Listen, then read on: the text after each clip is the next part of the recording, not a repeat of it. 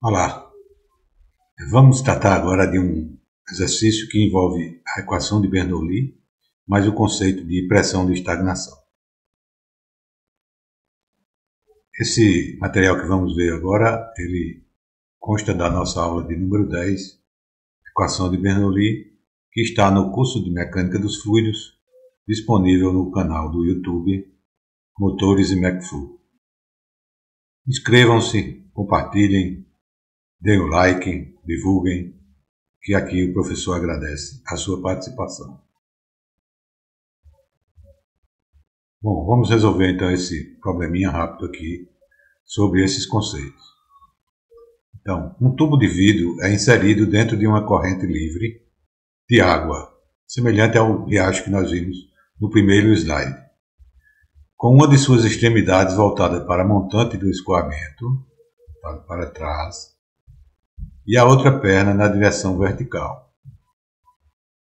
Se a velocidade da água é de 4 metros por segundo, qual o comprimento L que a água se elevará em relação à superfície da corrente livre de água?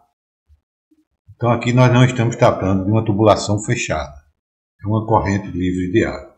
E aqui a gente vai fazer algumas considerações ou aproximações, que vão fugir um pouco da realidade, mas vão permitir a gente ter um resultado prático do nosso cálculo. Então, nós vamos aplicar a equação de Bernoulli do ponto 1 ao ponto 2, que ainda vamos definir. A equação de Bernoulli ele diz que a energia mecânica em um ponto de escoamento ela é igual à energia mecânica em um segundo ponto, desde que não haja perda entre esse trajeto. Então, nós temos vendo aqui é a corrente de água livre, Então, em cima da corrente, nós temos atuando a pressão atmosférica. E aí, se nós admitimos que a água se comporta como um líquido, que não tem viscosidade, e, portanto, não há tensão de cisalhamento, a gente trabalha com um perfil reto de velocidades, considerando uma velocidade média de 4 metros por segundo. E aí, dessa forma, a gente vai verificar que, ao longo desse perfil, não há variação de pressão na direção vertical. Se houvesse, as retas não estariam todas na horizontal, estariam indo para a região de menor pressão. Então, nós vamos admitir que aqui, ao longo de toda a seção, desde aqui a superfície até o solo, a pressão também é igual a zero, porque aqui no limite superior ela é igual à pressão atmosférica. E a pressão atmosférica, quando a gente trabalha com uma pressão manométrica, a gente considera pressão igual a zero. E aí nós vamos aplicar a equação do ponto 1 aqui, bem para trás do escoamento, e o ponto 2 aqui exatamente na entrada do tubo. E em decorrência dessas considerações, a gente verifica que a pressão aqui no ponto 1 é igual a zero, pressão manométrica.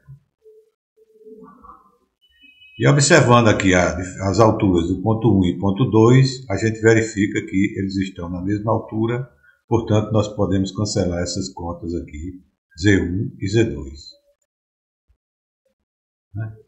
Então a gente imagina que uma partícula saindo aqui do ponto 1 com a velocidade de 4 metros por segundo, aqui ao chegar nas proximidades do ponto 2 ela vai ser freada e aqui ela vai entrar em uma certa estagnação, ela vai parar ali, e aí a gente chama esse ponto 2 de ponto de estagnação. Então, se ele para, a velocidade no ponto 2 é igual a zero. E aí nossa equação se reduziu a esses dois termos aqui, V1 ao quadrado sobre 2G igual a P2 sobre gama.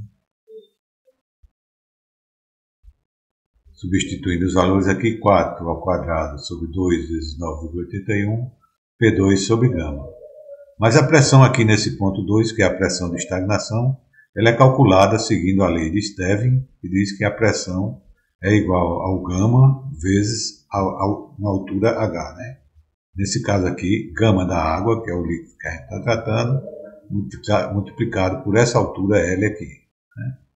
Até aqui a pressão atmosférica e a diferença de pressão vai ser dado pelo gama vezes L. E aí, como o gama a gente está dividindo aqui é pelo fluido que está escoando, que é o gama da água, a gente vai cortar isso aqui e aí nós vamos chegar ao comprimento L, que vai ser de 0,815 metros, algo em torno de 82 centímetros.